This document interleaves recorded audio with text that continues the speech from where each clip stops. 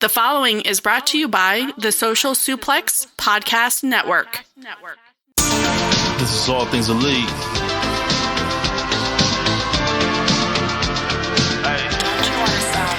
Welcome back to All Things Elite. Load up the pod, man, it's on when we speak. Rich right here, let me warm it up for Austin and Floyd. Couldn't be no one but the boys. When it come to All Things Elite from the fan perspective, swear, man, it ain't no question. Hear from them first. Swear, man, they putting in the work. No, they had to get me for the verse. Social Suplex Network's on. I was at a time in your headphones. Austin and Floyd on the microphone. Backing out on the ring, getting in the zone.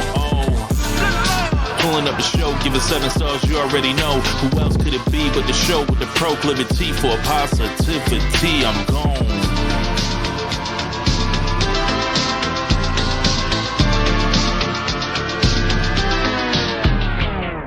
Hello, everybody. Welcome to the 217th episode of Social Suplex's podcast about AEW with a proclivity for positivity. Welcome to All Things Elite. My name is Austin Sumwitz. I'm the host of this lovely show. And joining with me, as always, is my good buddy and friend, Mr. Floyd Johnson Jr. My man, how are you doing? I am doing fan-freaking-tastic. Yesterday started, December 13th started my four shows in I guess it'd be 7 or 8 days. It's Wednesday to next Wednesday. I have 4 shows. I was at Dynamite last night. Had a great time. I have Final Battle tomorrow, Collision on Saturday, and then the thing I've been waiting for almost 5 years. We get AEW Dynamite in Oklahoma, so I am excited. That'll be show 50, so I am very excited for all of it. I think I at least know 20 to 25 people that are going to the show. I think I'm responsible for about 8 of them. I want to do it big in my city, and I'm very excited. Yeah. Next week is not Swerve's house. I just wanted to say next week Swerve is in my house. Yes, for real, honestly. I'm doing well right now. I'm getting ready. My parents my mom made a power move for their anniversary.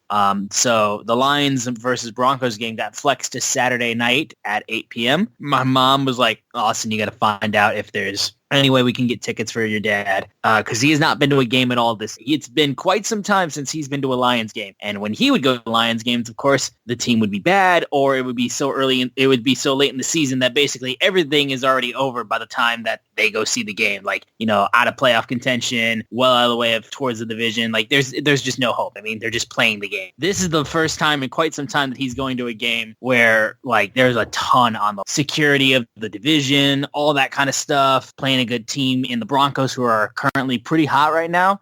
So my dad just got the tickets today, and he is ecstatic about it. And it's crazy move by my mom. They're going to have a blast. And I'm actually going to be covering that work, which will be awesome. So I'm going to be trying to spot them from the press box, basically, just to see my dad hopefully have the time of life.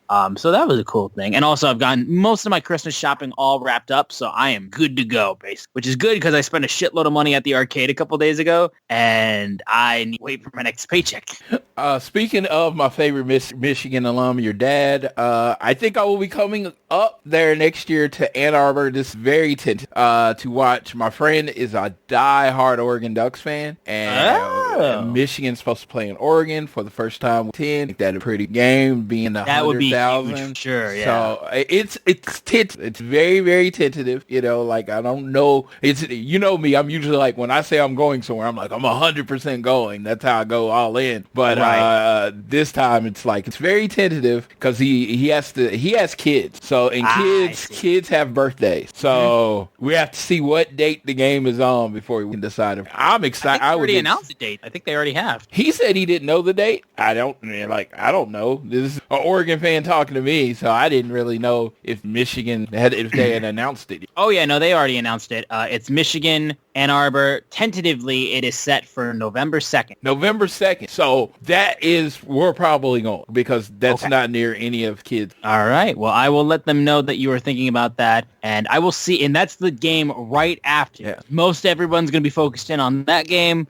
So, well, I mean, it's going to be hard getting tickets to the big house for sure. I'll see if my dad's able to make it happen. I know he'd love the game. But I might be covering it too, so we'll see how that works out. But definitely, though, I mean, getting the chance to go to the Big House, though? Because have you ever been? I have not. I've never been to a college game that didn't include Florida State, or OU. So it's a quite legendary place for sure. I mean, there's not a single like stadium like it in college football. I think just with that like amount of people squeezed into one place. Yeah, if my friend hadn't gone and got his wife pregnant again at 43, our goal, we were almost out. The kids were like 4 years from graduating. My goal was to go to like every major Division I school, like Michigan, Ohio, go to watch a game. Sure. Because wrestling is my first love. Love of my adult life. Fuck, it's changing to a point. It is what it is. It's the love. It's one of the things I love. So the energy of crowds, all that stuff when you go to events are amazing. So I would love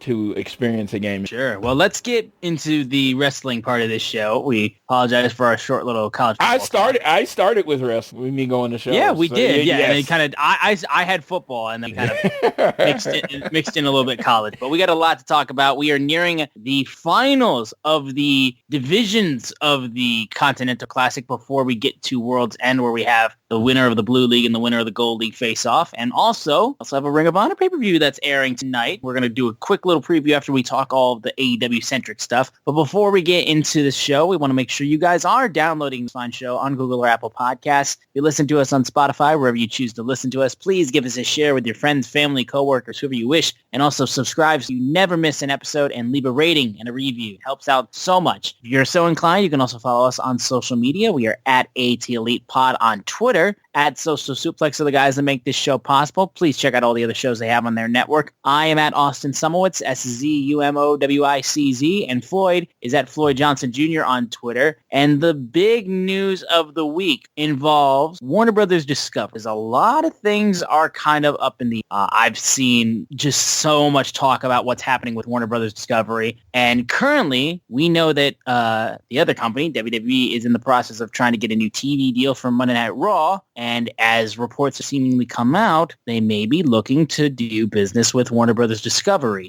Floyd, I assume you have all the details of the report that came out. So, okay, I didn't see the report. It's just been so many people that I follow or tweet. Hold on a second. Follow or tweet have put this information out there. So it's like when there's smoke, there's fire, kind of. So I'm trying to pull an actual report.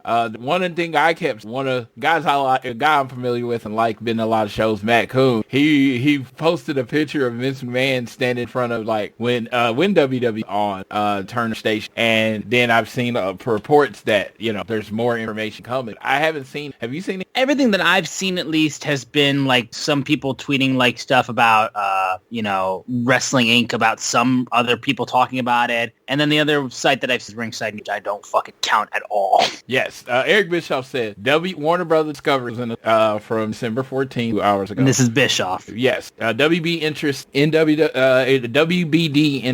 WWE goes back to the announcement of sale of WWE. I am convinced WBD was engaged in the bidding process. This didn't start with CM Punk, but no doubt that adding him to the roster was fortuitous. For more detail, watch for Strictly Business, dropping soon. Of course, this podcast. And the reason I made this the big story of the week is because there is a lot of speculation about W, and so me and you are going to speculate based on it being 100%. No, right, and I've seen the Wrestling Observer Radio talk about it a little bit, like just about the idea. Yeah, and Meltzer has talked like a little bit about it. There's a video on their YouTube channel saying that WWE Raw going to Warner Brothers Discovery isn't a dead deal anymore. Yeah, so basically being like it's not completely out of the question that it's not something that could possibly happen. Just know, what we're going to talk about, not from an insider point of view. This is from a fan point of view. And from a fan point of view, what as fans it means to us. And for me, I've always heard I've never seen it substantiated. I want that very clear when I say this. Yeah. That Warner Brothers Discovery, TBS owns at least a small part of A. Yes. I've always heard that I've never, of course, Tony, they're a private business. They don't really have to tell us, right? But I've always heard that they own it. So with that being said, it's like, I feel like a deal with AEW is pretty much guaranteed. It's just how much can they, right? So I personally don't, if you're looking at it for, as long as it means AEW doesn't lose their T deal with WWE, this can only be a good thing for AEW, because WWE as a wrestling company bringing more eyes to your network, and people are like, you're seeing AEW commercials doing WWE programming, which the audience is larger, it can lead to more interest in AEW. The only thing that I would be afraid of is, even though AEW is clearly number 2, clearly the secondary United States market, with them on the same channel, they would look more like minor league W. So that's my only concern. And you would have the time slots still probably be what they were. You'd have Monday nights 8 to 11 p.m. Dynamite would be 8 to 10. And then, Rampage and Collision would still be at the time slots that they're at. And that Monday time slot is still considered like more, at least like comparable to like, that's the same time that Monday Night Football happened. I guess you would consider it to be more valuable, I guess you could say. Yeah. But more so on the fact of like, because the way that I saw it was that, Meltzer had talked about like, yeah, they had a meeting, but like we have no idea about like who's trying to finalize this or whatnot. And then all I've seen is that, the domino that set this whole thing ablaze was Punk leaving and going to getting fired and then going to WWE. And like I said, I don't even want to go down that road. I'm not going to try to insinuate anything, quite frankly. I don't, because like some people could be like, oh, the tides were shifting earlier, or some people, they haven't shifted at all. It's like, it's all perception. But in regards to AEW, it's, what Floyd said, I think it's just going to come down to a number, because everything that has been talked about with AEW, with their relationship with Warner Brothers Discovery, has been paused. And I can't imagine that unless something incredibly drastic was to happen, they wouldn't be able to come to a number. Yeah, when Vince was the owner, CEO, everything, he was running everything, this wouldn't be possible, because he literally only wants his company to be the only wrestling on your channel. So it would be like, okay, you can have WWE, but you gotta get rid of AEW. But that's how I understood it always. Oh, so, yeah. There's no way that he would share a network. Yeah, he didn't even want to share with UFC, from what I understand. So he didn't even want to share with UFC. So the idea of sharing with AEW is completely out of mind, but he's not the guy making the deals anymore. So this is open. I feel like this is a more of AEW, like with WWE, like we don't care who else is on the channel as long as we get our money. Right. And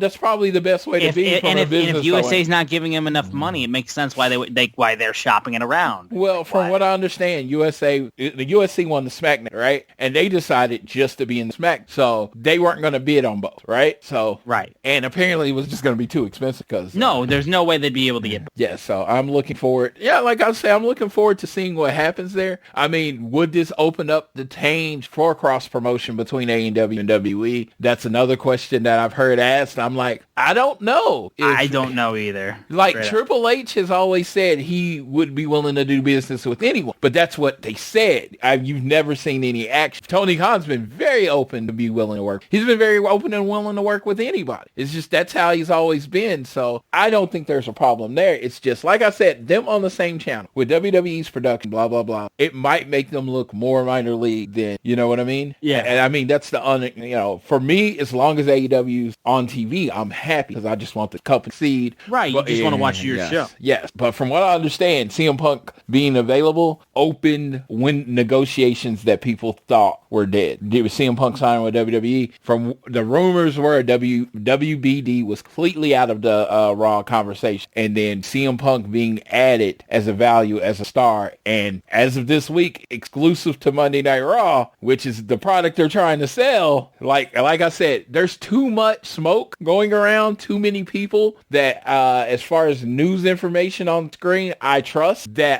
where I can say there's absolutely nothing to it. But if it turns out Warner Brothers Discovery doesn't win, they might just be using this. WWE just might be using this to get some of their other people to go up on the number, which is a classic business tact. I don't, I'm like, I just want AEW to do well, of course I want WWE to do it. And so when it comes down to it, I just kind of hope it's not the WWE. No, I think it would just cause too many weird conversations. Yeah, quite frankly, I don't think anybody's ready to have. Yes. I mean, personally, I don't know if Prime, I heard Prime was in the conversation at one point. That was one I heard too. I know Meltzer and them said that. Personally, that's who I'm rooting for, is Prime. Is there a reason why, or just? I mean, I'm an Amazon Prime subscriber, so it wouldn't change my life at all. And I've always, I mean, with it being on the internet, everybody I know has Amazon Prime. I think it opens itself to a larger audience because, you know, as much as we're in a world where most people don't have cable, you know what I mean? Sure. But I don't know anyone without Amazon Prime. That's true, but I don't know how many people would want to watch wrestling on stream wrestling. You know? I think most people watch it that way anyway. Fair enough. I mean, what do they tout? They don't tout 2.5 million people watching the show. What they tout? 100 million YouTube.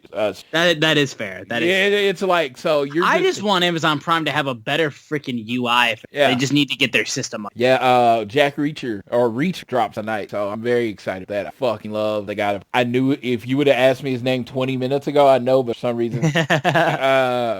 reason, I actually bought him meet and greet to one that he's gonna be at, and he ended up canceling, and I was so mad because he's in the Fast and the Furious family. He was in 10, so I was like, I always say now, Jack Reacher and Aquaman are fighting Black Adam and Triple X. So I am looking forward. Such a weird sentence that you just said. Yeah, so no, I'm looking forward to whatever's announced. Prime is who I'm. Also, I think Prime, because the streaming channel, will probably give WWE probably biggest number, because I believe there was somebody like Prime or someone that was streaming last time that gave a pretty big number for SmackDown. But how many people, like Fox was on local TV, so that's why they took Fox over. Oh no, that's the big time network. It makes all the sense in the world why they would. Yeah, but if you want to grow something, Amazon Prime pretty much has the NFL and wrestling. They're gonna promote. That's the thing. Yeah, now that Prime has the NFL, it definitely makes them way more like, Yeah, so if Prime gets NFL and rest, they're gonna promote the fuck out of you, WWE. Yes, they're gonna. You're gonna be like, oh, do you want to buy this? Try buying this, and it be something that have nothing to do with what you're buying, but it has everything to do with WWE. So I don't know. I think Amazon is so huge. I would want to be in the Amazon business. Right. Well, we're gonna be interested to see where all this shapes out, where it comes to WWE, where they end up having Raw go, and then how AEW and Warner Brothers Discovery come to hopefully a new TV deal relatively soon. Because do we know when the TV rights end for Dynamite and all that? When they signed it for? From what I understand, it ends like at the end of 2024. I thought next year was the last year. Yeah, so that's where the negotiations are coming for. And I've heard a lot of different interesting things about the business side of AEW, where they have money, right? They make money, but they might not all the way be in the black or sustainable or something like that. I've seen some of the stuff on that. If you want all of that, if you want that information broken down, make sure you're following at WrestleNomic. I mean, Brandon Thurston knows what the fuck he's doing, so that's who you should listen to on that side. I am a fan, so I want AEW to be successful, but I ain't breaking down. No, I'm too busy with other sports related shit to be able to get into that too. I have a job, and I didn't go to college because I hate math. So there you go. Yeah, there we go. So we'll move off of that. We got a lot to talk about. There's only really two things I want to mention from Rampage. A was that we did have a Blue League matchup in the Continental Classic, and it was Bryan Danielson versus Daniel Garcia. And honestly, thought it was pretty damn good too. Having Daddy Magic on commentary kind of threw me off, just because he's got to tie in with Daniel Garcia, and I just love the pact that there was a point where Danielson was literally just taunting him to dance, and he was basically trying to hold back the dance for a little while, but eventually he did, and it screwed. And then the work they've done with Danielson in his eye, with his orbital eye, has been great. We'll talk a little bit about that with his match on Collision that happened, but we'll get even more in detail with that. But I just loved the stuff that they were doing with that. But the match itself was good, and Danielson got the win, and Daniel Garcia is one of 3 wrestlers who do not have a dub. So the thing about Daniel Garcia, I was actually just making this point to someone else, so it's a prepared point. I'm not spitballing. if it's so funny because when he came and he went through this where he was having all these tough matches with Mox and all these people, barely losing, he was on the build, right? Yes. Then he joined JAS and he was, I believe, the pure champion, and it felt like he was getting elevated. But now it feels like he's taking a step back because now he's back to having the really close matches with really good wrestlers. So it's like the progression is like to get Kesha. He started losing a lot of matches. There was a change in personality. Then he started winning. Daniel Garcia, it's like, oh, he started losing. There was a change in personality, and now he's back to just losing close matches again. So it's kind of weird. His Daniel Garcia, I'm a big fan of his, and he's added bulk onto it. His body has not completely changed, but you can definitely see how his body has matured since he joined AEW, and the wrestling talent, the ability to put on a good match, that has never been in question. So no, you're wondering, is this the beginning of a new elevation for Daniel Garcia, or I got to imagine that it has to, because quite frankly, the thing with Daniel Garcia is just the fact that, we've loved the dance, but it just seems like now, like we want it, because the idea was that, obviously they had a good thing going with him, like trying to fight off whether or not he was going to truly be a sports entertainer or a pro wrestler. And then eventually they just moved away from that story and forgot about it. Like all of a sudden Danielson, like the idea of him eventually accepting who he is, being a pro wrestler, that went away. And then it just went to him having a funny dance, which was spectacular for a while. But unfortunately, Danielson's reached this point where now it's all he's done. Like, we kind of wanted that to be like the inclination of like, guys, we still love Daniel Garcia. He's spectacularly entertaining, and we want more to be done with him because, I mean, dude, he's getting this dance over. You can do shit with him. And then they just were like, keep doing the dance. And then it's kind of like, guys, we need a little bit more than that. So it does feel like Danielson is primed for like a reset. You know what I mean? Because I think Daniel Garcia just needs a reset. Yeah, I mean, I don't know if to join a group or whatever, but I don't think but it's more so just like, either A, have him actually, like, since he lost to Danielson, since he hasn't won it all in this tournament, and he's only got 2 matches left on there. He's got Brody King and Eddie King. I'm sorry, bro. I don't care if Eddie Kingston 1 and 2. You are not beating Eddie. Like, Daniel Garcia, I think, has a serious chance to go 0-5. Yeah, I think he might be the only. He might be the only one because Mark Briscoe and Jay Lethal have to face. So one of them will be 0-5. Daniel could be the only one that's in the Blue League who's 0-5. So yeah, it just feels like he is primed for. That's the only thing. The match itself is really good. Like I said, the spot with Garcia just slowly raising his arms up and then just doing it, and it kind of cost him. Like I said, I like that. I think it leads to the idea of like, this isn't working any. Like, clearly everything that I've been doing got me this far, but I need more. And I think what the more is either A, finally coming to the acceptance of being a pro wrestler and not a sports entertainer, which is what his entire thing with the JAS and the Blackpool Combat Club has been, that they've just forgotten about. The fans didn't forget about it. They kept chanting, "You're a wrestler." Like, that's the whole story. But there was just no build to any of it for months. So either go down that road and actually finish that story, or go in a completely different direction. But Daniel Garcia needs reset. But Danielson he got that win, and then he had another match immediately on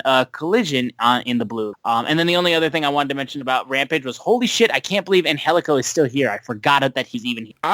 Only thing I can say about Angelico, he must do something else in the back. Like, he must be one of those, multiple employed people, because I guess so, yeah. But shout out international championships. And big thing is, I was like this huge, like when they announced the Angelico signing, so big into Angelico. I'd seen him wrestle in other places. He's tall, handsome, that kind of thing. So I thought, they can do something with him. It didn't really work out the way I wanted to, because TH2, I guess, ended up being a thing. But hey, he's employed, so that is. Yeah. We'll move over though to Collision. We had the Blue League match, one of the highly anticipated Blue League matches, Claudio Castagnoli versus Eddie. Guy, it writes itself. This was one of the few matches in the obviously the storylines that have been going on inside the Continental Classic tournament have been self-explanatory and good to follow. Hasn't been a ton where you're actually pulling stuff outside of tournament. With Eddie and Claudio, lest we say any more about the problems these two people have. And they let it all shine out. Danielson, there was a point before the match even started where Claudio cut a promo on him, which was quite entertaining. But the thing I loved, honestly, was there was a point in the match where Castagnoli, once there was a point where Eddie just had this look in his eyes, and Claudio actually started to back away because he was genuinely terrified because Eddie had this face I'm going to kill you. And he proceeds to flip a switch, hit 2 exploder suplexes eventually, and they are just, like I said, they beat the living hell. There were some good shots that Eddie threw in there too, but eventually there's a point where Claudio goes and hits a Hurricanrana. Eddie rolls up Claudio and then cradles him, and he gets the win. And it's his first win in the tournament. Eddie Kingston finally getting in the win column, getting a much-needed 3 points. And now he and Claudio are tied at 3 points. So it's a lot more tighter in the Blue League as opposed to the Gold League, where it's basically all wrapped up. And we'll tell you more about it on the Dynamite side. No, the Gold League's actually tighter than the Blue League. Oh yeah, are you sure? Think about it. Mox's last match next, right? Yes. And if he loses that last match, there would be 3 people at 4 wins, technically. And if he wins and Swerve wins, him, Jay White, and Swerve would all have. Yeah, I was gonna say would all have 4 wins. Jay on the bottom. I missed Jay. I forgot how less tight it was because there were 2 people with 0. That's why. It's a 3-man race. It is a 3. It's definitely like that, and it'll be a lot more easier to figure out where we are with the Blue League once we see what happens on Collision with the remaining match, with the couple matches that we still need to get done for that. But yeah, no, Eddie and Claudio apps killed to start off half. Absolutely. And I love how he won. I love Eddie King's storyline that he built. He lost the first 2. Now he's working the bottom. Yes. It's that last match, whenever it is, whether Daniel Garcia or Brody King, he lost to Brody King first. Daniel Garcia or Andrade. I feel like it would have to be Andrade being the last. Yeah, so no matter what, we look at that, it's gonna be a lot. Eddie King, he fights the bottom. That's what he is. This is working. Yeah, no, so Andrade and Claudio are facing each other this Saturday on Collision. So yeah, it's going to be Andrade, Eddie, close it out for those. Hell yeah. Yep. So let's and talk Eddie and Daniel Garcia. Yeah. So moving on, there was a backstage interview with Hook, who had talked about how he had issues with Wheeler Yuta. And he walked onto set and Yuta interrupts Hook and says, basically, Hook is a paper champion. Renee shouldn't be wasting his time with time with amateurs when you could be interviewing honorable guys like myself. And Hook proceeds to go, yeah, you're real honorable. You kick Shibata in the balls. And is there any way to respond to that? That's pretty much as damning as a statement as you make. And Wheeler Yuta immediately says, I pinned Shibata to become a record-setting 3-time Ring of Honor Pure Champion. I can do it under Pure rules, but I can do it under your rules too. I'm tired of dealing with you. You started this. I'm ready to put you out. We'll do this under FEW. So I swore in my head I had made this. I was like, dude, I'm getting Wheeler Yuta versus Hook in Final Battle. I knew it was going to happen in Final Battle. I was 100% sure it was going to happen in Final Battle. Spoiler alert for the rest of the show. It's not happening at Final Battle. Not happening at Final Battle. I was so you would think I was the biggest Hook or Wheeler Yuta.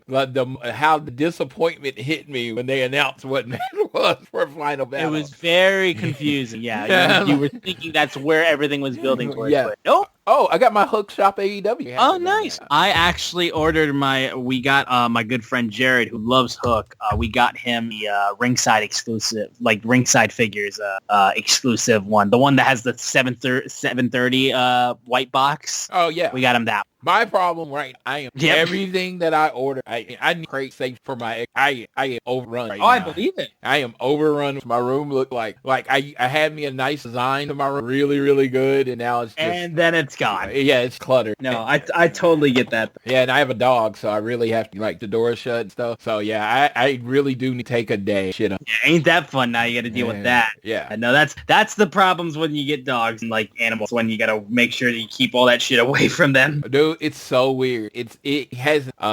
his birthday was, we got him around Halloween, so we haven't had him a month, and we are both at the point where we literally can't imagine life without Winston up in here. So absolutely, and it's just so quick. It's just so quick how quickly they just become a part of your life. How animals become a part of your life. It's like, oh, they're getting on my nerves. Oh, I love you. Don't ever go anywhere. You're the best dog Please ever. don't leave. No, never ever leave. Yeah. And it's the switch that it's like I went to Dynamite last night, and I found myself talking about my dog quite often. I believe it, dude. I believe it. Yeah. But yeah, moving on, we had Willow Nightingale versus Mercedes Martinez, which was a pretty solid match. There was a point where Martinez basically put up Willer Yuta and was beating the hell out of her at some point. There was like a distraction because Diamante got on the apron, and then Martinez then proceeded to like hit her with a fisherman bomb, and then the backdrop, and then all these types of shit, and then planting her. But eventually Willow gets the roll up and gets a small package pin, and that's when Martinez and Diamante attack her. Diamante then pulls a ladder out and brings it into Martinez, who uses the ladder. Chris Statlander comes down and has a chain, and she wraps it around her fist and chases after them. And so there's a nice little moment there. But more so, I thought it was interesting that we had two roll-up finishes back-to-back. But I do like the fact that Chris Statlander does have Willow's back. I like seeing that. I like the idea of like those two having a kind of like unspoken friendship. Yeah,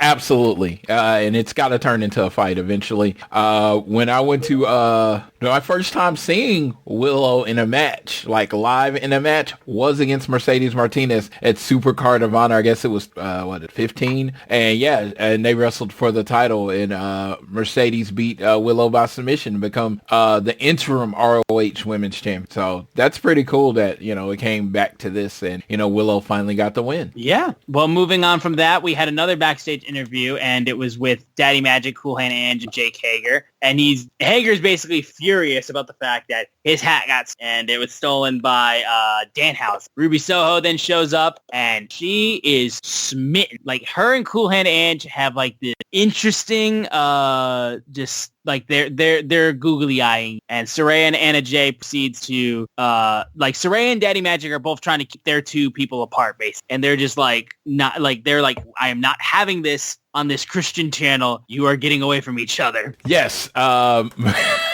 I'm loving this. The star-crossed lovers thing, the Romeo and Juliet thing, I'm digging it. Hopefully it doesn't end like Romeo and Juliet and a little happier. But I am digging it. And they picked two people to go to because, Cool Hand Ange is kind of like that old school kind of gimmick. And then, Ruby is very much a punk rocker. So they're they aren't a type of people that you would see, have any kind of interaction. Correct. And that's what makes it work. Yeah. Also, shout out Ruby. She did there was either an interview or a statement that she said where she says she wants to she never wants to leave AEW. Now use her in matches more, please. Hey, I honestly, I just want her to win every now and then. Like she was on the show last night, and as soon as she was on the show, you saw like Mass X, and I'm not using that to take a shot at but you kind of know what's going to happen. That's what I'm saying. Honestly, I need to switch up there, but and I forgot to mention too, there's a point after that they got pulled away from each other. Saraya was like, "What are you hiding, Ruby?" And she's like, "Nothing. I'm cold. I'm wearing." And they take off her jacket, and she's wearing a Cool Hand Ange t-shirt, and being like, "You evil witch, you're going to leave me just like her." And basically, Saraya's upset because basically all the outcasts are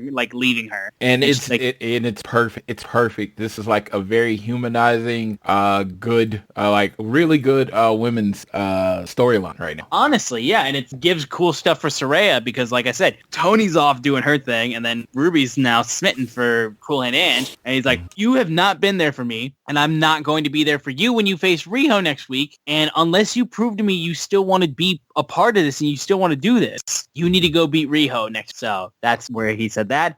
We had Wardlow versus Willie Mack, which was set up for a big meaty man slap and meat match, basically. But it was not. It was not. It was kind of more extended. He got a little more offense than the normal people have. A little extended squash. Extended, pretty much. So there's that. Wardlow powerbombs him until the ref stops the match. And then we had another message from the House of Black to FTR. And Malachi goes, "Your best friend is gone. The only people who truly seem to care about you, and it's us." And that's how Malachi kind of did a little video package message to FTR. And we move off of that because it wasn't too long. It was just a video package. But then we had Ethan Page versus the cleaner Kenny Omega. These guys killed. These guys very good match. Very, very good. Yeah, no, there was tons of good work in this match. I especially just love how there's a point where basically Kenny Omega is off of the guardrail and just moonsaults onto him. And there was also a point too where they had suplexed up and they tumbled out of the ring over the top rope, and it looked terrifying, absolutely terrifying. Ethan got some good shots in there too. Ethan's just really damn solid, and I always sing my praises about Ethan Page because he does a damn good job. But eventually, Ethan Page cradle near fall. Kenny Omega then hits multiple V triggers and hits the one-winged angel, gets the victory over Ethan Page. But afterwards, Big Bill blindside Kenny Omega, booting him in the face, and the World Tag Team Champions have now gotten both members of the Golden Jets knocked down at one. So they have made their statement clear. So only problem I had is I wanted a little bit more of a beating of Kenny. Yeah, it needed to be a lot more than that. Just a boot. Because since it was Big Bill, you thought he would actually throw him around. And drop him with a power bomb off. Honestly. Yeah. You're trying to build it up as they just have the better of Kenny Jericho. Do some damage. For real.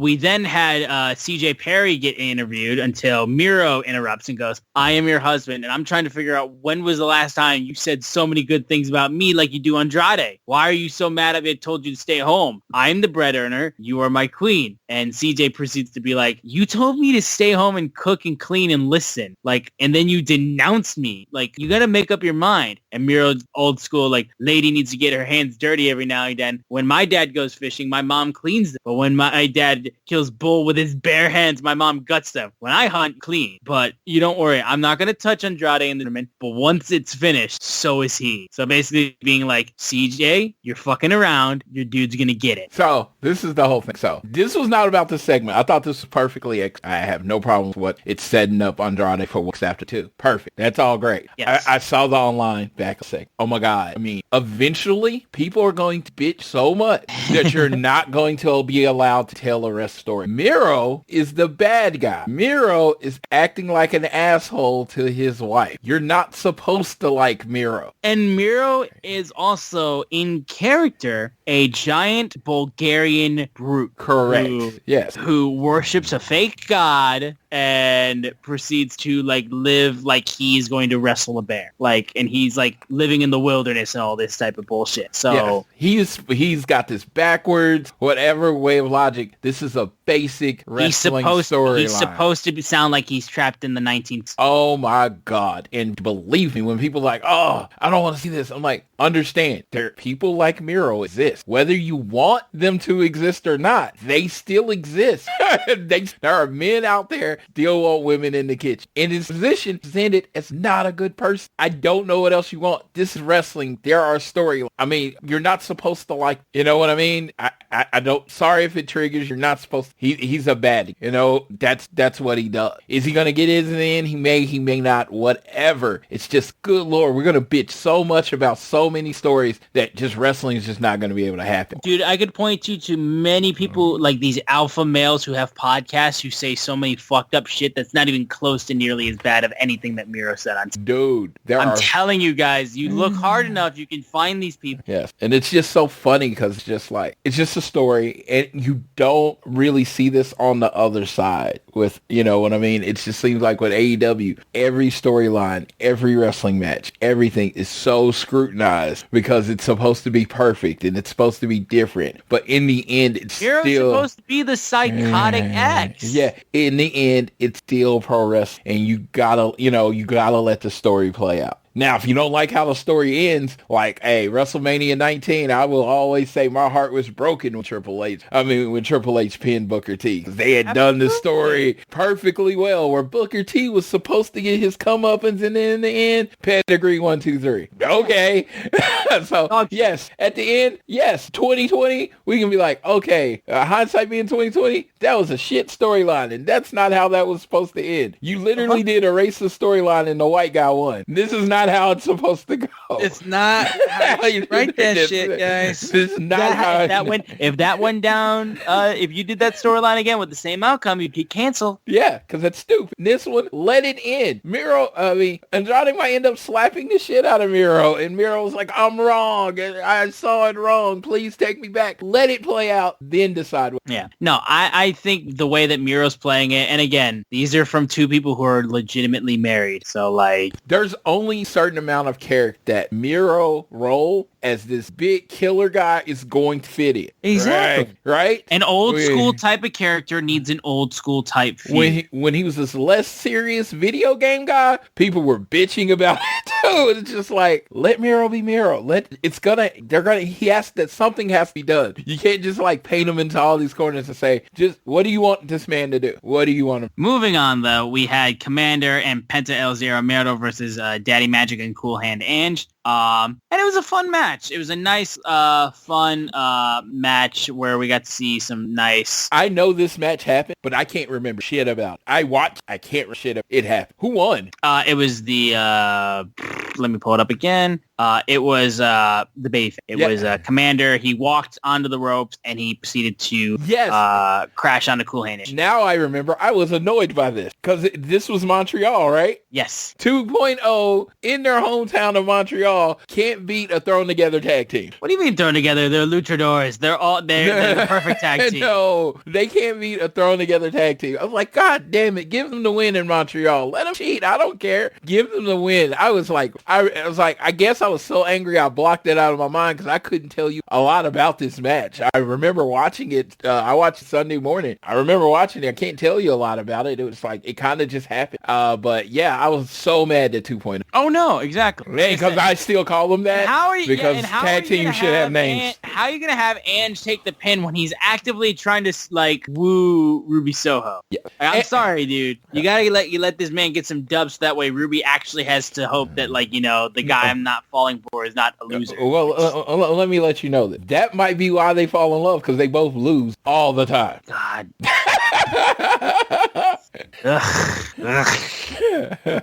My girl Ruby deserves better.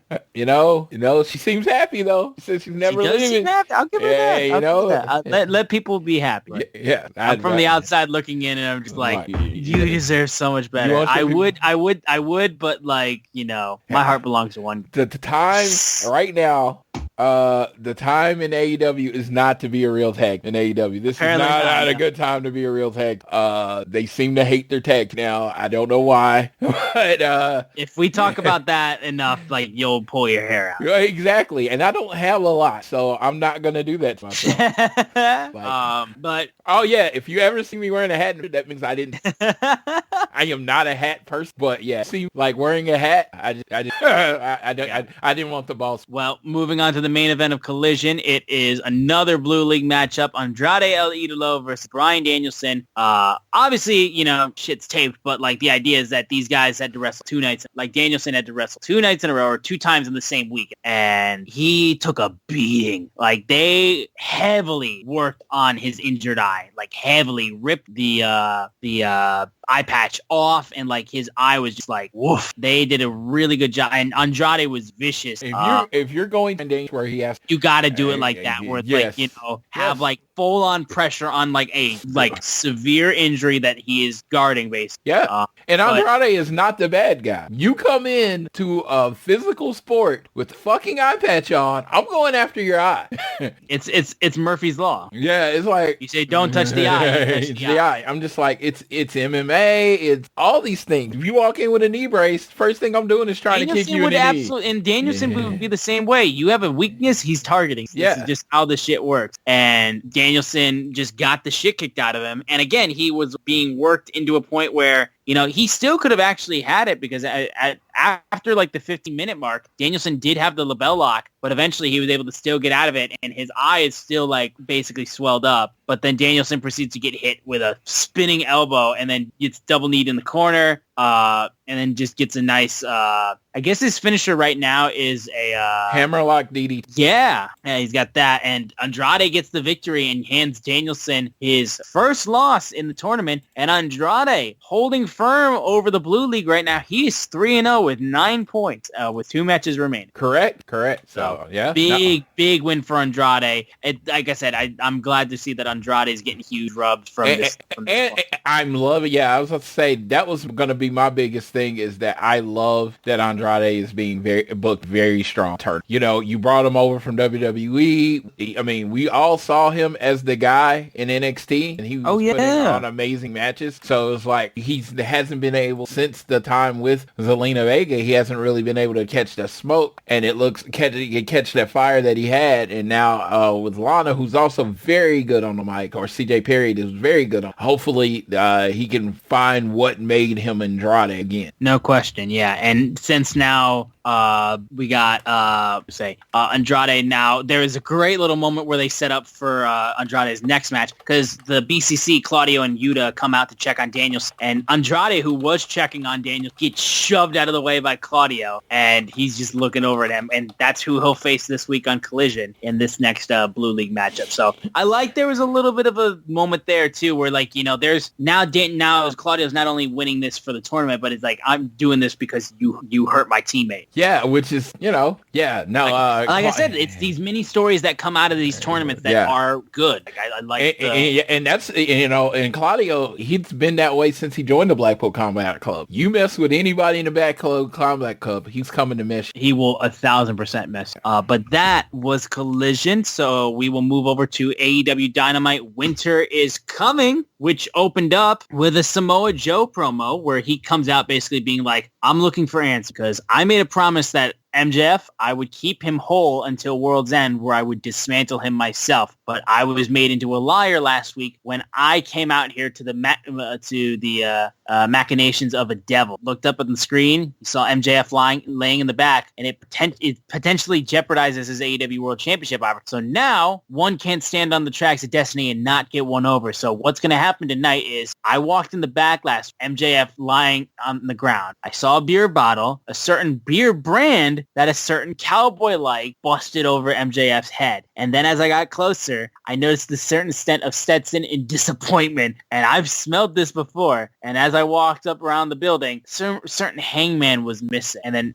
Adam Page comes out and he goes, Joe, if there's something you want to accuse me of, just say it to my face like the man I thought you were. Because if you think it's me, if you think I have anything to do with it, if you think I give a damn about the devil, you'd be wrong because I do not care. And Samoa Joe proceeds like, you may not care, but you made the mistake of thinking I came out here to like a detective. I've already made up my mind. I'm an executioner, not a detective. And Hangman says, you want to do something about it, do it. And that's when Roderick Strong comes out screaming basically, you were so lucky they didn't hurt you last week. But listen, you got to listen to Hangman. I hate to say it, but he's my young boy. I'll never forget about that. Nice little nod to their history in Ring of Honor. But he goes, listen, have you seen the things that have been happening? Jay White asked for a world title shot. He gets attacked. The Acclaim lose a tag match for Max. They get attacked. The Goons attack Max on the 29th, but they don't lay a single shot on him, and you have to come to his aid. Then last week, we never saw the devil saw them physically touch him. Just him lying there. It's obvious, Joe. It's obviously Max. Max is the devil. I wouldn't lie to you. I'm not talking to you, Adam.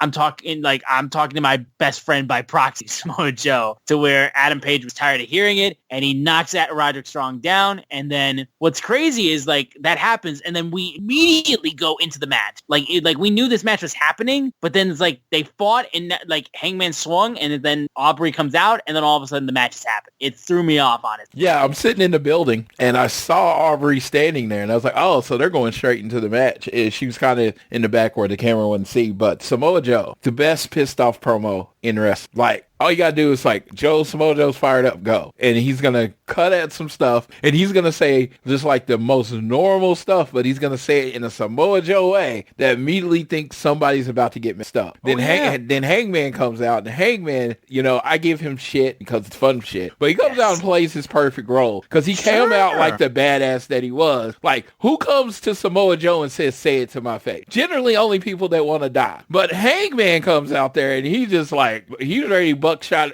Samoa Joe back to hell. He's like, I'm above.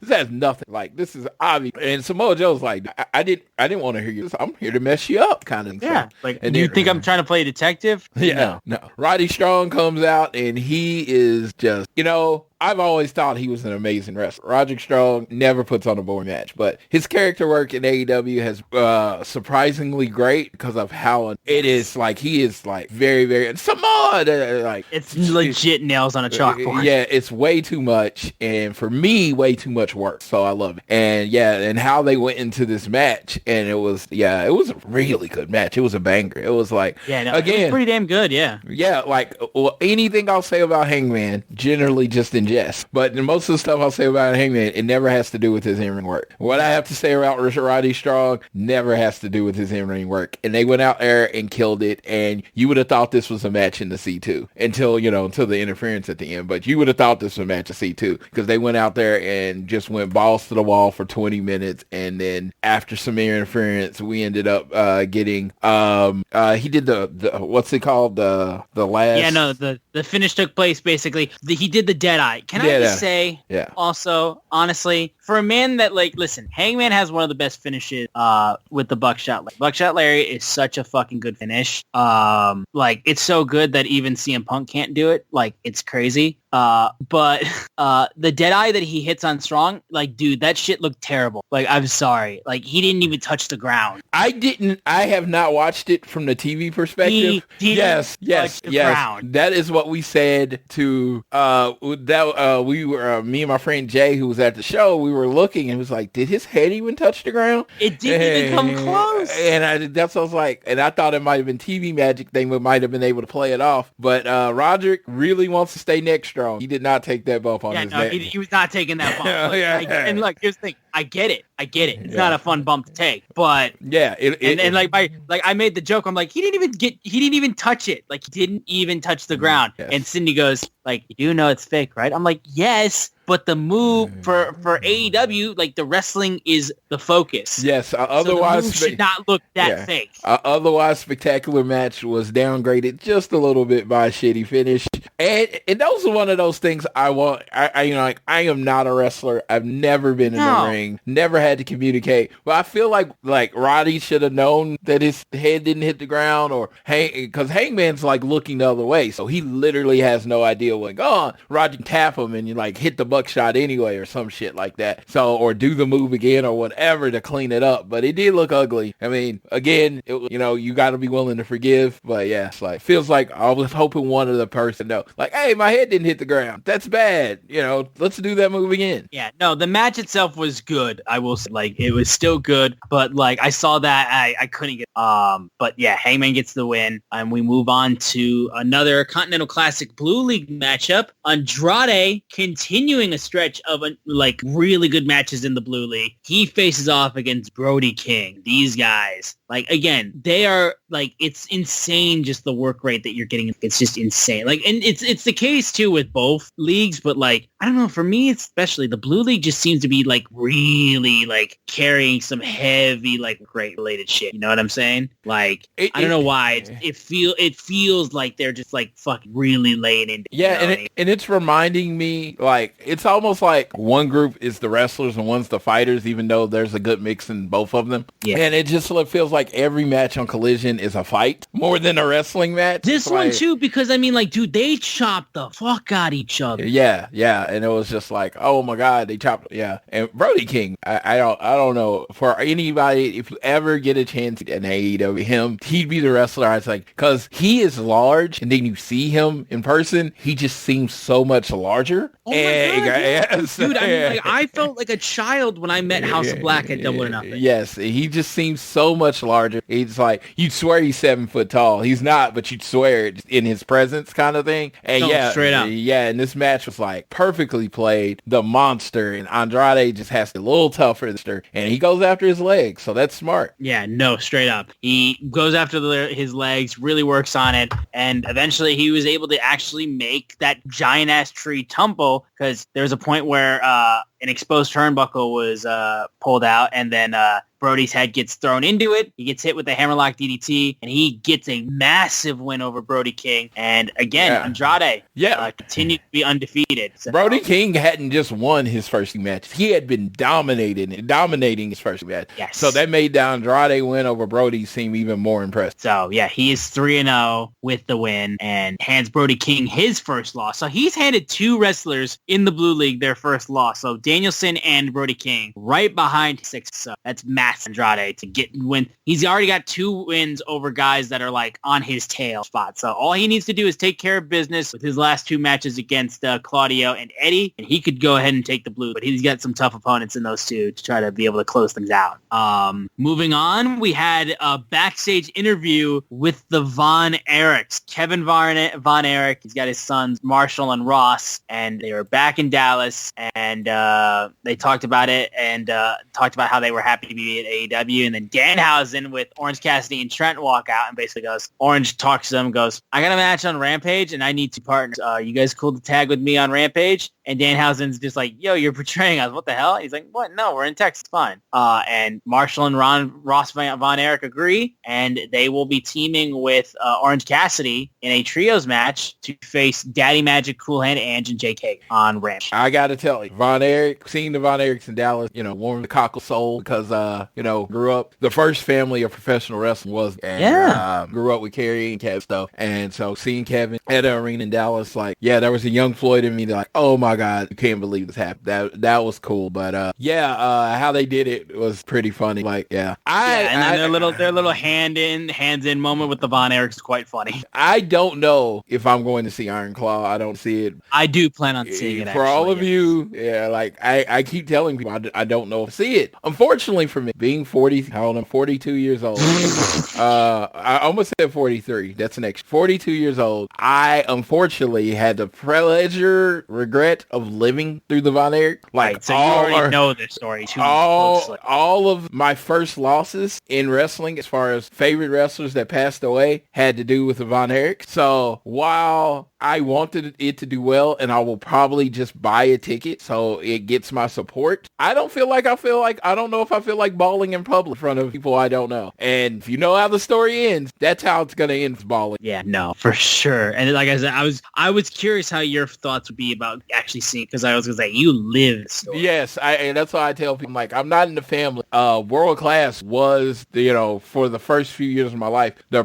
primary wrestling company I watched. World Class was real wrestling, and WWF was that other shit, that kind of thing. And then it was Crockett and all that kind of stuff. It was just like World Class was like probably my first wrestling. So as much as I love, Von Erich, and I want this movie to make a ton of money, and I hope people win Oscars and all that stuff. I mean, I have no doubt about success. I don't know if I want to watch. I get it. I totally get it. So I do plan on watching it. Like I said, everything that I've seen of it looks spectacular. And it just looks like they really, they didn't pull any punch. And that's really kind of like, if you're going to do this, do it right. Be faithful, and you got to do it right. You can't pull any. Yeah, it was like, I'd heard there was a Vince McMahon biography coming out, and it was just like, well, Vince wants the last say. I'm like, well, then don't do the movie. And don't do the, then you're just doing Swamp Kings. Yes, don't do the movie. If he needs the final say, don't do the movie. Urban Meyer, you get Urban Meyer for that documentary, and everything's completely swept under the rug. Yes. Bullshit. Yes.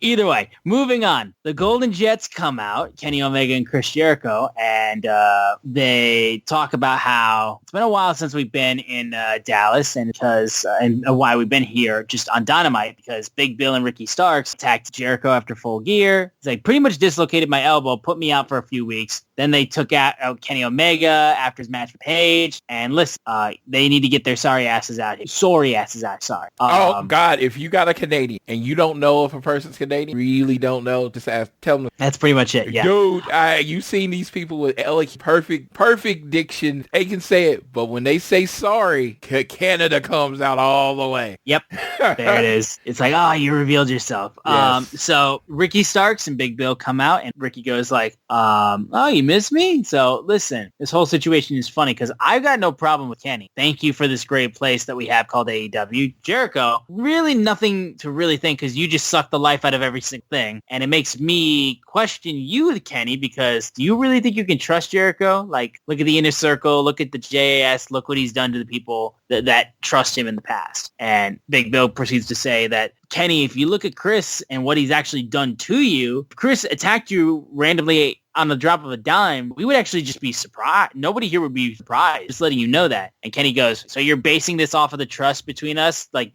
I trust you? You know I don't trust you. But you're talking about track records. Let's look at your past because they bring up the firm, which literally nobody even like smirks or anything like that. He's like, can't say I do either. Yep, that shit sucks. And the firm that you had with MJF, more like the Flaccid, being less firm and a little more up your alley, something, I don't know, soft. But when it comes to beatdowns, he's like, I'm pretty much the king of receiving. So you guys talk a big game. We've earned ourselves a tag title shot down the road. And on December 30th at World's End, we're thinking the Golden Jets take the 2 titles off your waist and place them around ours. And Ricky goes, that's all fine and good, but you two are the number 1 contenders. I'm going to speak for both of us and say you're on. But before we even get to World's End, Chris, I hope you remember January because back in January, I actually beat you. And Big Bill was like, oh, you actually beat him twice. You also beat him on paper.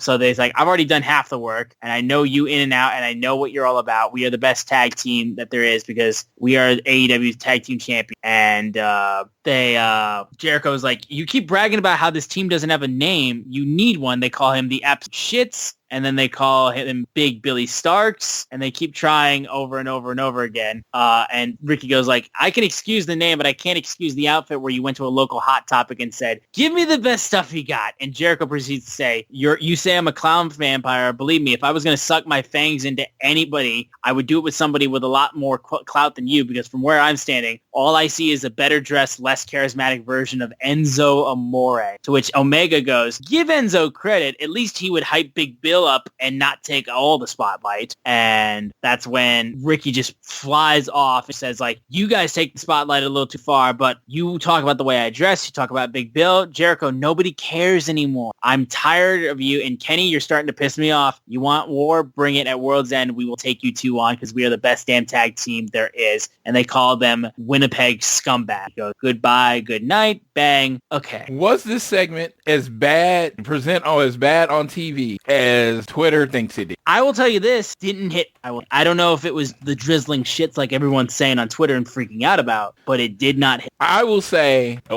way how I took it is no one wants Kenny Omega tagging Chris Jericho. This promo session was just a reason for them to say, I told you that he shouldn't be tagging with Chris Jericho. As a person that has zero interest in this storyline whatsoever, do not give a fuck about Ricky Starks and Big Bill as tag. Do not give a fuck about Chris Jericho and Kenny tag. Like, I could not care less about the segment. I'm watching it and I'm just like, I mean, I honestly didn't think it was that bad. I thought it was dull, but I was gonna say like pretty much about that with like, it was like, the part where they were trying to give them a name. I was just kind of like, all right, wrap it up, boys. Yes. You're losing them. I don't know if they came up with that or they wrote it. It was terrible. I mean, there was a whole bunch of different. There was that part that I was like that, and I was like, I could tell like, oh, we're losing them. Okay, let's name drop Enzo Amore. Yes, I always say the person that enjoys. I always say talk about the best professional. My professional wrestler, Kurt. Time you come out, time you go back. Wrestle ring, quoting promo, all that's a wrestling. Reason I will never say Kenny Omega is the best pro wrestler in the world is because he's not good. He is average.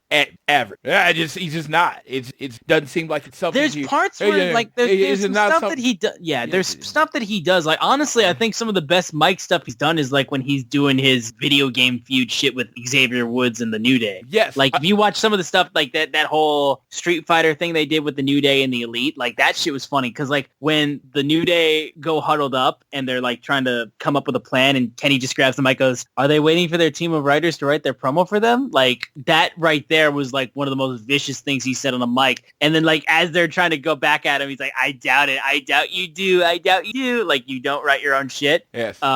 Like that right there, I was like, again, that was good. And like he's funny when he's on the mic too. This shit wasn't that. And like when I talk about it, I say, I always have I don't care. There are people that care about doing a great promo every time, and there's some that's not their favorite in the world. Whatever you want to go there. This was so bad, and you got one of the best entertainers ever to exist, Chris Jericho. He could not save segment. No, and also too, it's like I think you're seeing in real time people turn on Cohebo. Yes, which makes no effing sense to me. I was gonna say, I know you have some thoughts. Dude, this company doesn't exist. How they get a TV deal, how they get on TV is they needed a named wrestler in the company. Yes. The biggest name you could find available. There was no Hulk Hogan, but you had fucking Chris Jericho. And there was no CM Punk. You got Chris Jericho. You got Chris Jericho. Cody has said it. The Young Bucks have said it. Kenny Omega have said it. When they're not in character, when they're just talking like their normal selves, this doesn't exist without Chris Jericho. So I'm like, and everybody's like, well, all he does, no one comes out better. I mean, all he did was put over Ricky Stark. He put over Action Andrade and didn't get his pin back. All he's been doing is losing. I even complained he's been losing too much. So I'm like, he lost to everybody. I mean, like he went to that other company, what was it called? With Takeshita, where they had the match with Takeshita.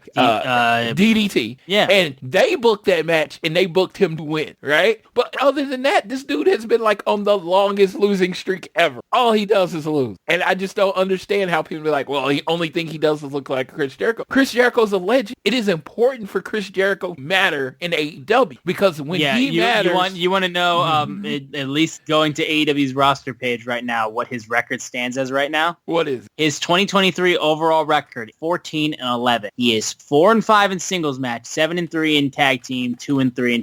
Yes, and this is the guy that only puts himself up. Like, be serious. At this, it's like this dude's lose and lose. It's like, you know who has a better singles record than Chris Jericho currently? Who? Danhausen. He's 3-0. Yeah, Powerhouse Hobbs beat him in a complete squash in 7. He's lost to Powerhouse Hobbs. He's lost to Ricky Stark on the biggest stage ever. He lost to Will Ospreay. I'm like, where's all this winning? Where's this Chris Jericho that's keeping everybody down? I mean, I'm obviously missing it. Like, where's this guy at? No. He loses all the time. He's a AEW dad. Yeah, no. Like, is Chris Jericho my favorite, like, AEW guy? No. Has he been part of some of my favorite AEW feuds? Yes. But like I said, the way that people have turned on Jericho like so fast is quite spectacular to see, honest. Now that being said, I don't think honestly, I think Ricky was doing everything in his damn power to make care about this. That last moment where he just started going off in that promo, just screaming, like you could see him trying to just like put something in because like, again, it was just like there was nothing. This is a nothing feud. The Golden Jets is a nothing tag team. People want to see Kenny Omega. People wanted to see Kenny Omega in the Continental Classic. So straight up. Like, it's kind of insane to me when you think about like, hey, this Continental Classic that we have in AEW, there's no elite representation in it at all. Correct. So yeah, and if there was going to be somebody in there, it would be Kenny Omega. Correct. The people that Jericho have beat: Peter Avalon, Keith Lee, which come on, Keith Lee being booked strong, Commander, and then Sammy Guevara, which was for a storyline for Sammy Guevara to turn on Chris Jericho. So where is he buried? His last title, the last time he held a title in AEW was the world title in year one. In year one. Any title. I mean, I guess you count the ROH title, but any AEW title, he's only held. What are we doing? Why do we hate Chris Jericho? I don't know. I just don't know. But it just seems like where we're at right now. Yeah, like why do we? I don't understand. Please explain to me why we hate. I'll jump on. Let's go. But I don't understand. I don't understand why we hate Chris Jericho. We'll move on anyway. The Outcasts had Ruby Soho versus Riho in a match, which was fine enough. I thought Riho did a good job. I liked Ruby getting some work in there. Like, it was fine. Like, I don't think it was anything like crazy, but I did love the fact we got Toni Storm on comment. Asking like, do you want me to color? Do you want me to do play-by-play? See, I missed all of that because I haven't watched the actual live back. So yeah, she was funny because she was good. I saw a tweet that they said, it sucks that this match between Rio and Saraya was overshadowed by Toni Storm on the mic. So, I mean, dog, can you blame her though? Like straight up. Like, I love Ruby Soho. I love Rio. Timeless Toni Storm is devouring the entire women's division because, like I said, like she is just all encompassing and like is like all people can talk about when it comes to the women. Like, it's just where we're at right now. She is the most talked about. Like it's insane. Like I said, she's made this work so heavily and people just can't get over her. I can't get over her. She is very talented. I dig the whole thing that they're doing. Don't get me wrong. It's like I said, if there was a lack of interest in Rio and Ruby Soho, it had nothing to do with Toni Storm. No. Everyone knew who was winning that match. When the match started, I am a person, I have held going to the bathroom till I was in physical pain to not miss a part of the show. I went to the bathroom. Not because, not the disrespect to the women's division. It's just, there was no doubt in my mind who was winning this match. Yes, and it's because Ruby Soho, like, has to book, like, I'm sorry, like, she is the person where you put her in a match, everyone knows whoever she's wrestling will win, and you can't have her be like that. Yeah, I mean, it's just, I know, I am a wrestling fan, so I understand the idea that someone has to lose, but it doesn't have to be the same over and over. Pick somebody else on the roster. You have so many people that Rio could have got that were not Ruby. Yeah, so either way, moving on, we had a Gold League matchup in the Continental Classic, Roosh versus Jay Lethal. And this one was fine. I thought this was a fine enough Continental Classic match. It wasn't anything like insane. Like, obviously these are two guys.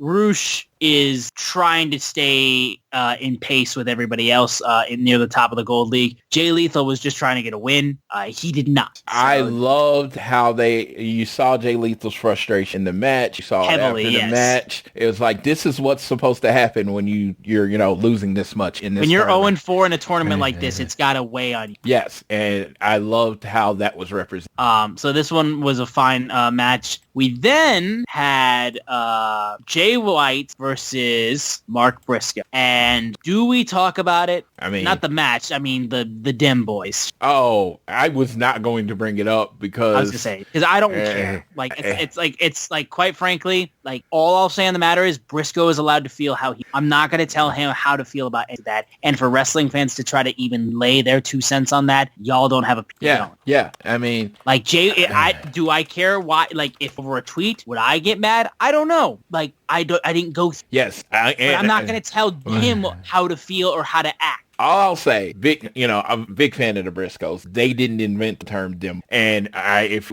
it's gonna be a time, they use it for wrestling. They are who they are in wrestling, but it is used outside of wrestling quite often. Sure. And I can imagine the social media guy for Fox, who his whole job is to cover WWE and try to make interesting tweets, had no idea who the Briscoes. Guaranteed. I'm willing to bet a check on it. Like no idea. I'm like, as a person that loves the Briscoe, every tweet that comes out from the Fox SmackDown guy, casual account. Yes, yeah, from that Fox account. I'm sorry to me, but I will never tell someone how they did it. Probably hurt, especially with this being pretty much the anniversary of their last ROH match. That's what I'm saying, guys. So like, it's raw. I mean, like the match form last night was in the arena of their last ROH. If you don't think he's going through emotional things, forget the fact that I think his reaction.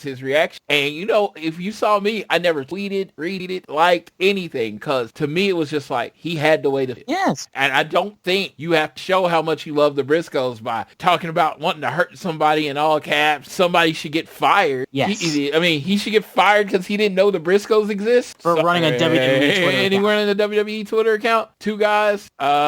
who have never wrestled in WWE. Yes. Yeah. So, I mean, like, that's not who they're paid to tweet about. Yeah.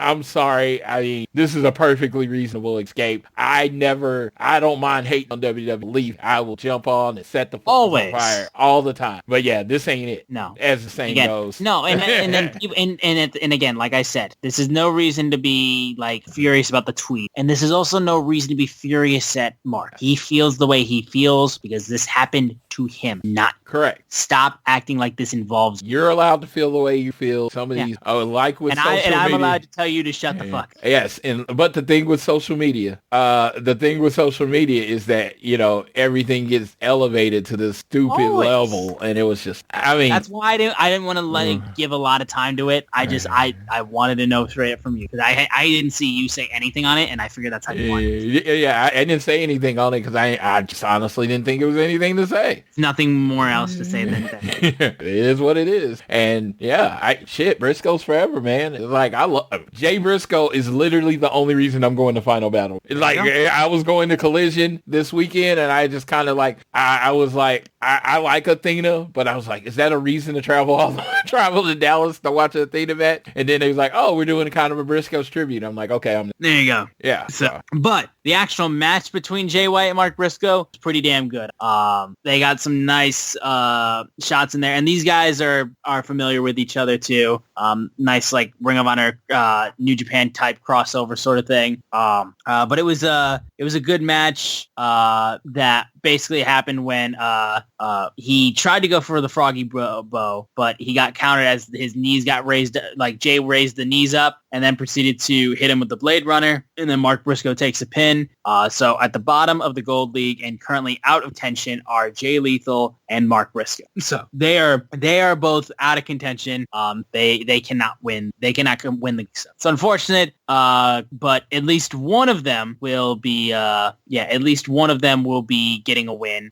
So we'll see which one of them. It's gotta be. It gotta be Mark. I think the storyline works better with Jay Lethal and frustration. Mark Briscoe has this thing of saying, especially because he could blame the whole reasoning being like, you know, you banned everybody from ringside. I didn't have my friends. Yeah, you me over. Yeah. Yeah. Why did this tournament have people banned from ringside? Bullshit. But we then closed out the show with Jon Moxley, Swerve Strickland in a Gold League matchup in the C2.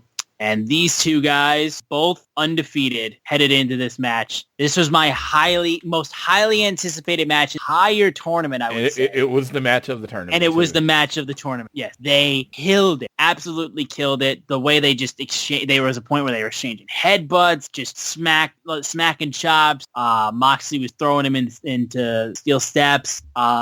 Just the way they were just beating the living hell out of each other. There was even a point too where they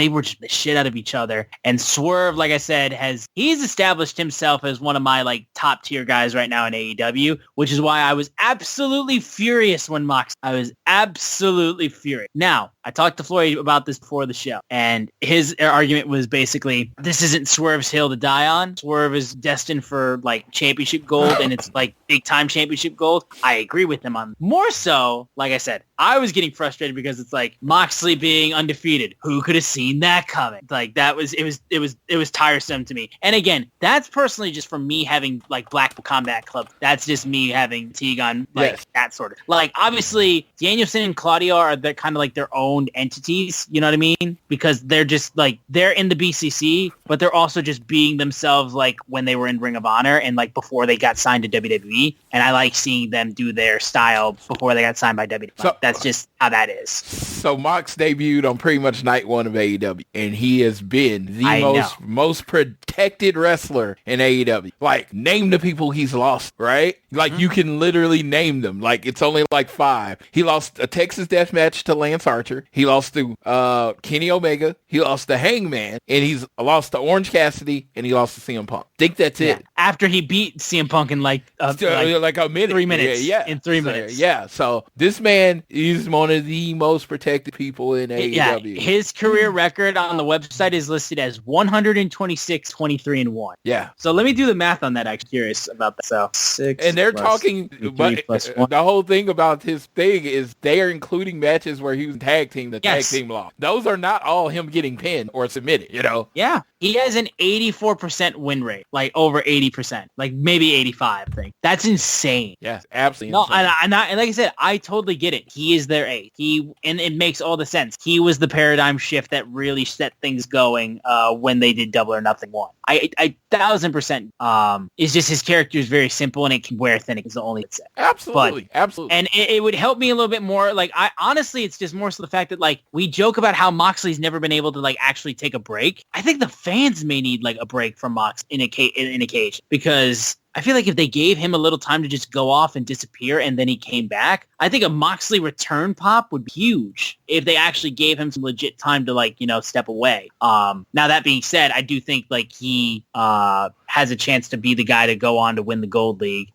He's got relatively, not the easiest opponent to face. He's got Jay White, who's right on his tail. So it's not an easy opponent to face. But in my mind, Moxley wins. But we will see if that's going to be the case. But even still, it's like, I do think there may be a point where, like, you know, hey, Mox, maybe you can actually take that vacation you've been trying to, like, because he tried to, like, step away for a little while, like, a couple years ago, and, like, they needed him back. He was supposed to be on a break when Forbidden Door 1 happened, and, like, hey, dude, Punk's hurt, we need you to wrestle Tanahashi. Yeah, it's like all due respect to Darren Young, Mox a real that's off. That dude, honestly, that dude to wrestle every day, and I know he loves it, and, like, people love him, and, like, I respect the hell out of it, but, you know, dude could take a break if he wanted to, and, like, I think absence makes the heart grow fond. I mean, it's one of those things. It is what it is. Like you can't, it's like Mox beating Swerve was, like, to me, out of the other 4 people, the only acceptable. Oh, I mean, like, of any people that were going to beat Swerve, yes. Yes, like, the Mox was the only acceptable, because Mox that's how he's booked. I mean, he's the Undertaker of AEW, you know? He doesn't lose that often, you know? And when you lose, you've done something big. Like, when you beat him, it mattered, you know? So, there you go. Yeah, there you go. But it's still outstanding. Dude. Outstanding match. Edge of my seat. Whose house? Swerve's house. All 3. No, and that right there is, like I said, this is the match where, like, nobody had a clue. Yes, they didn't have a clue. But that fan base, like, if you're like, oh man, you should always make the winner whoever the fans are behind, never. Dude, Swerve, very much the over guy in that. I'd say it was 80-20 Swerve to Mox. And yeah, everybody was doing dance, everybody was up. And I gotta say, shout out to our friends in Arlington, Texas. They made 2500 sound like 70. Oh, they were loud. They were loud the whole show. I honestly thought the Jericho segment might, you know, kill them. And they came back, and next segment, next match, just as hot as ever. Arlington, Texas, Death Swerve's house. Yeah, no, they showed up for sure. But that is our Dynamite review. Real quick, previewing of what we have on Rampage. You're gonna I've actually already seen the matches. You've already seen, yes. But for those who weren't at the show, you were gonna get Penta and Commander and El Hijo del Vikingo versus Top Flight and Action Andretti in a trios match. I want to say, I did have a point. I don't know how much they're going to trim show, because they did show paid. I hope they show that match in its entirety, because it was an absolutely fucking fantastic match. Probably Chris Jericho got on the mic after the match and said that was the best fucking match he's seen in his 32 years. And it was. It went from Rampage. I've been to a lot of Dynamite. So Rampage, half the audience, right? And it's bare. I'd say maybe 50 people left for Rampage. And we watched the matches, and I was like, oh my God, this main event's coming. I'm kind of tired. I'm ready to go. 5 minutes into this match. 5 minutes. And I think I was one of the Johnny come lately. Everybody is just completely focused. Nobody's looking at their phone unless they're recording what's happened. They tore the roof off. I thought best Rampage match as far as, Yeah, well, I mean, that's a selling point for you. You also get Anna Jay versus Red Velvet, Orange Cassidy and the Von Erichs versus Daddy Magic, Angelo Parker, and Cool Hand Edge and Jake Hager. And you also have the Don Callis family action with Powerhouse Hobbs and what's his name? He's part of Aussie Open. Kyle Fletcher. Yeah, Kyle Fletcher. Yep. I was going to say Kyle Fletcher. I had to, you just literally saw how my brain works. I had to go, this translates to this. Oh, okay, this is his name. Tie it together. There we go. Yes. And then for Collision, we're going to have, once again, more of the Blue League matches get tidied up. So we're going to have Andrade El Idolo versus Claudio Castagnoli. We are going to have Brody King versus Bryan Danielson. We're going to have Eddie Kingston versus Daniel Garcia. And I believe as of right now, those are the only matches that have been announced. Correct. And excited for the show. I'm hoping we get a little FTR action because I will be at Collision and I will be in the first row at Collision. So look for me. Hell yeah. I'll be wearing my FTR shirt as I am very excited to be. Hold on.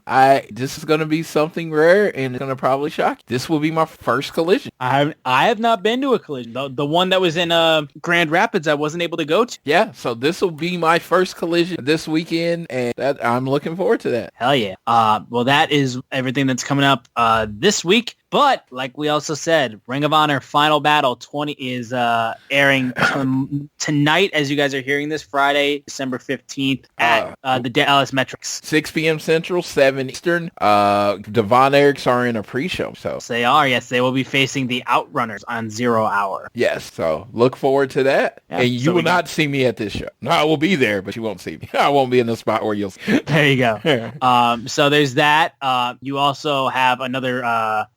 that's the 0 Hour match. Here is the card for Final Battle. You're going to get a survival of the fittest match between Dalton Castle, Lee Moriarty, Lee Johnson, Kyle Fletcher, Commander, and a mystery opponent. And the winner of that would win the Ring of Honor Television Championship that is vacated by Samoa Joe. You're going to get a match between Wheeler Yuta and Filthy Tom Lawler. Not Hook for the Pure Championship. Yeah. But I can't imagine that Hook doesn't do shit. Yeah. Since he's facing Tom Lawler, I can't imagine that Hook doesn't. This will be my second time seeing Tom Lawler in this building because he was just at a New Japan show in the Curtis Caldwell Center. So I am looking forward to him on this match, but it's just like, they should have sent Hook. And they still could. They just still may not be in the actual match. But yes. And then they set up that for Worlds. You get the AAA Mega Championship between El Hijo del Vikingo versus Black Taurus. Blackpool Combat Club will be facing Mark Briscoe and FTR. And you're also going to get Tony... I was going to say, on the FTR Mark Briscoe match, I don't know if it's still up on Instagram, but go to Dak's page. He did a little home video, and he's like, it was kind of honor Jay Briscoe, because if you remember, they used to just set the cell phone up and talk shit, and that's how they would cut promos. So he did that to honor him. Yeah, no, that was cool.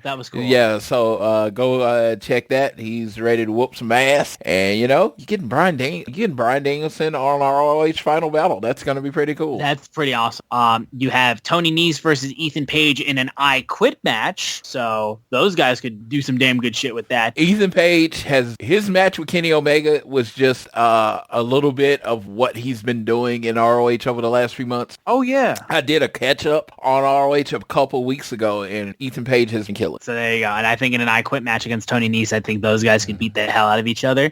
Keith Lee versus Shane Taylor in the Big Meaty Man Snap match. Yes, and they were part of a tag team called the Pretty Boy Killers back in the day in ROH. And the whole gimmick was this: is Shane Taylor was pissed at Keith Lee for going to sign with WWE. So that's the whole premise of this. And Keith Lee says he is somebody that he's looking to get even with, and Shane Taylor's like, you better not look past me. And so I'm really looking forward to it. I personally, and I know this is not the trajectory that I even saw Keith Lee when he came to AEW, I wouldn't be mad if the Pretty Boy Killers became a thing in AEW. Wouldn't necessarily be a bad thing. Two big old black men beating the shit out of people. I think I can get behind that. And hell, last time Keith Lee was in a tag team, it actually worked out for him. Yeah. Better than what he's been doing singles-wise in AEW. Tag team champions. It's, when you're working tag teams, less you have to do in the ring.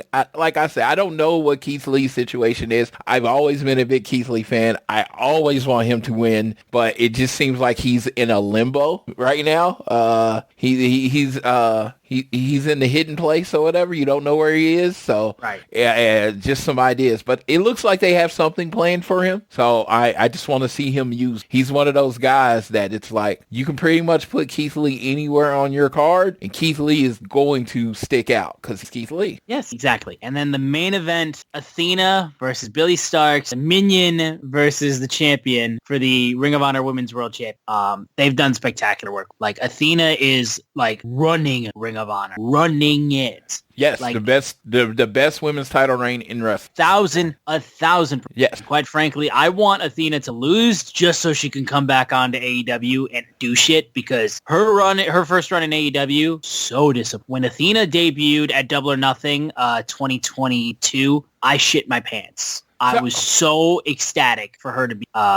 So I want her back on the main roster now that she's like the best woman's heel on the roster, and she needs to tear it up. So, and it would be a cool thing for Billy Starks. I don't know if they do that, but regardless, quicker we can get Athena back on AEW television killing people, the better, because she's spectacular. Yes, and her promos and her mic work and her character work, it's incredible. It's all reached this level that I honestly, to be honest, didn't think it could reach it, and she is pretty much out kicking. I was gonna ask Austin while he's on the phone with us. I was like, up until last week, it was like, I'm gonna wear my Athena Minion shirt to ROH. Well, then they announced the Jay Briscoe tribute, and I have a Jay Briscoe tribute. Sir, call it in the air, because you are the tiebreaker. Should I wear my Minion shirt? Should I wear my Jay Briscoe shirt? You wear your Jay. Gonna wear my Jay. Yep, so there you go. Yeah, okay, but I think there'll be plenty of minions for it.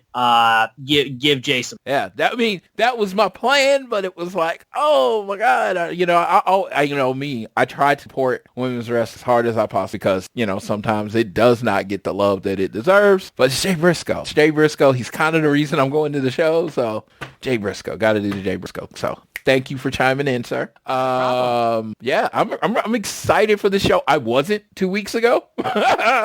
They've added enough to get me excited, because I'm not a person that needs a lot in a wrestling show to go to it. Don't get me wrong. I've watched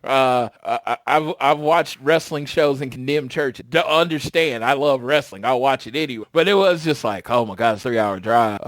Then I gotta find stay, and like I was talking myself out of it. And then TK, just like he does last week, like, here's some good matches. Here's reasons to get excited. Yeah. Make sure you watch it on Honor Club. That's watchroh.com, 6 p.m. Central when 0. All right. And one final question before we sign off. Who signs Draymond Green? WWE, AEW, or UFC? Because someone's got to sign him, because goddamn it, this man can't be. How are you that rich and that angry all the time? I don't know.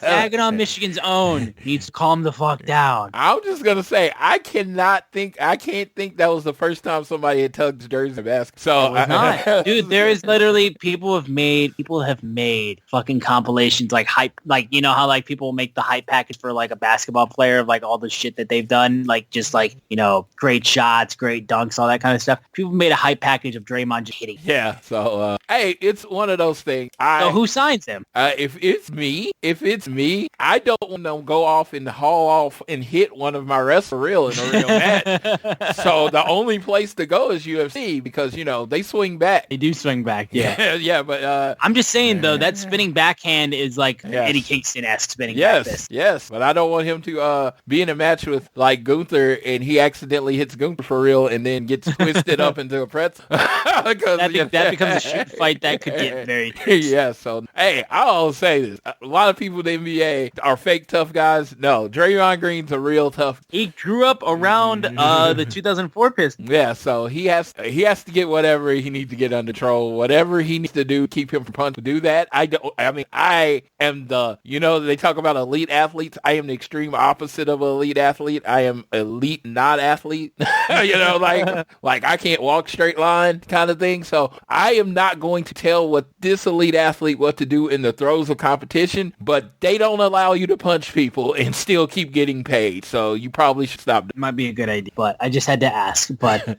on that note, I think we will call it on this episode of All Things Elite. Guys, thank you guys so much for tuning in to this lovely show. Actually, last thing I'll say, here is where the standings are for the Blue League and the Gold League. Running through it real quick. Moxley leads the Gold League 4-0. Jay White and Swerve Strickland are 3-1 with 9 points behind Mox 12. Roosh has 6 points, 2-2. And then Lethal and Mark Briscoe out of contention. They are 0-4 with 0 points. In the Blue League, Andrade El Idolo leads with 9 points, 3-0. Brody King and Brian Danielson are tied with 6 points. They're 2-1. Claudio Castagnoli and Eddie Kingston are tied at 1-2. They both have 3 points. And Daniel Garcia, lone person without a win, he is 0 points. Oh, and I just wanted to run through that real quick with the C2. So the Dynamite in Oklahoma City is the most important Dynamite in AEW history. Because if Mox somehow loses Jay White, which I believe he did in the G1, in Mox's G1 performance, I believe Jay White beat.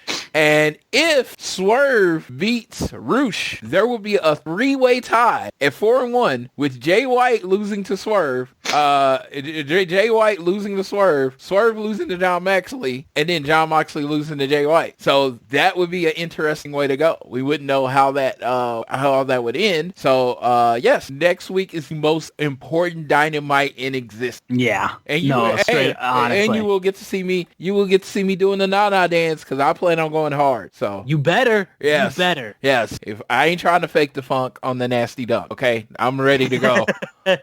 I'm ready to go. All right. Well, like I was saying, though, thank you guys for tuning into this episode of All Things Elite. Please continue to download this fine show on Google or Apple Podcasts. And if you listen to us on Spotify or wherever you choose to listen to us, please give us a share with your friends, family, coworkers, whoever you wish. Be sure to subscribe so you don't miss a single episode and leave a rating and review. And be sure to follow us on Twitter at ATElitePod. Also follow at Social Suplex, who make this show possible and have a bunch of other great shows on their network. I am at Austin Sumowitz, SZUMOWICZ, and Floyd is at Floyd Johnson Jr. on Twitter. And my good boy Floyd can now take us home on this episode of All Things. Hello, everyone, and I hope you are all having a great Christmas season and watching whatever movies you feel is the movie to watch for this season. I just want everybody to be happy and you get your gifts done and all that kind of stuff. But yeah, next week, look for me. That's the message. Look for me. I will be in the first row of Oklahoma City, and I will tell you, you will not know a human more happy in a moment than I will be for those few hours that I am at Dynamite, finally in my state. So I'm getting my Christmas present. If you decide to get me something, anything else is extra. I got my Christmas present this year, so I hope everybody else gets what they want for Christmas. Watching all the TV. I do want to send a special RIP out to one of my favorite actors and one of the best characters ever, Mr. Andre Brower.